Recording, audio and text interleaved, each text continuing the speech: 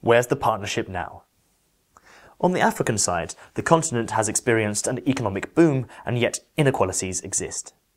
The African Union has designed its new growth and prosperity agenda called the Agenda 2063. On the EU side, the EU faces an economic crisis while trying to develop its new common foreign and security policy and faces the challenge of enlargement. The new President of the European Commission, Jean-Claude Juncker, has indicated that strengthening the EU's strategic partnership with Africa will be a priority for 4 commissioners in the next 5 years. There are still tensions and complexities in Africa-Europe relations, but both sides increasingly manage to talk about them openly.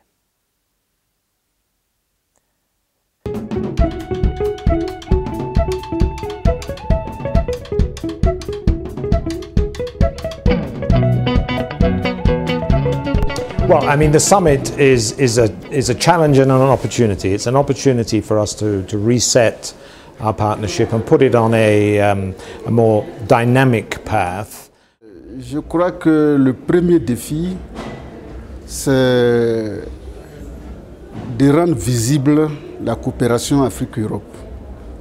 Parce que l'Europe fait beaucoup pour l'Afrique, mais ce n'est pas visible en termes de concrétisation, d'infrastructures. Sinon, l'Europe fait beaucoup. To see the full videos, please check ECDPM's YouTube channel. ECDPM's consultations with Africans and Europeans has shown that EU and Africa have different interests, and they recognise that not all contentious issues can be dealt with immediately. Africans are not happy with the EU's patronising style, and Europeans expect Africans to implement their own decisions.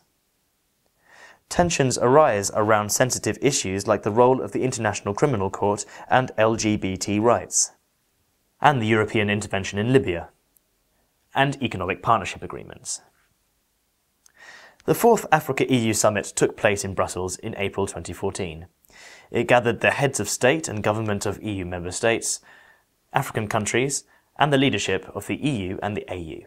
The summit was one of the most well-attended Africa-EU summits to date.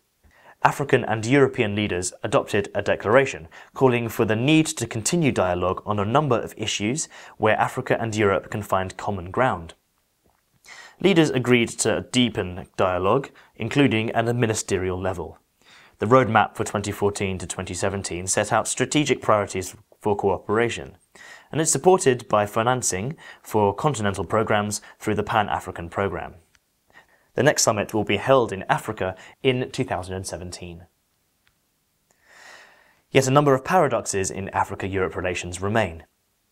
The technocratic nature of the exercise, which is still in disconnect with societies, its inconsistent political commitment from leaders on both sides to support relations between Africa and Europe.